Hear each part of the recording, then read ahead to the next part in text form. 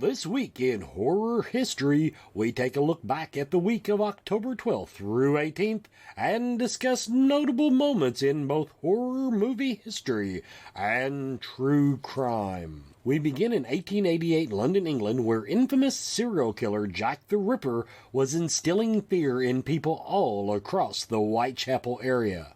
On October 15th, investigators in charge of the Ripper case received the infamous From Hell letter, which included a jar containing half of a human kidney. In the letter, Jack the Ripper explained he had consumed the other half of the kidney and that his killings would continue. To this day, it is unknown the exact body count of Jack the Ripper, and he has never been identified.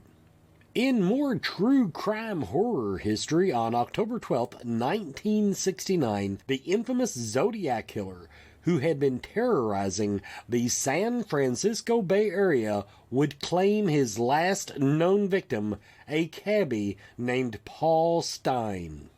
In the days following this slaying, Zodiac sent encrypted letters to the San Francisco Chronicle and included pieces of his victim's shirt. The Zodiac Killer claimed to have killed 37 people, but only 7 of those have ever been confirmed. His identity is also unknown to this day.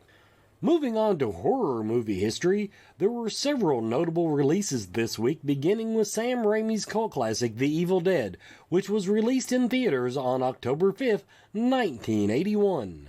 The film introduced us to the iconic character Ash Williams, who would later become our favorite shotgun-wielding hero in another cult classic, Army of Darkness. Evil Dead and the character of Ash Williams would help launch the career of horror icon Bruce Campbell. Also this week, on October 13th, 1993, Tim Burton's masterpiece The Nightmare Before Christmas hit theaters.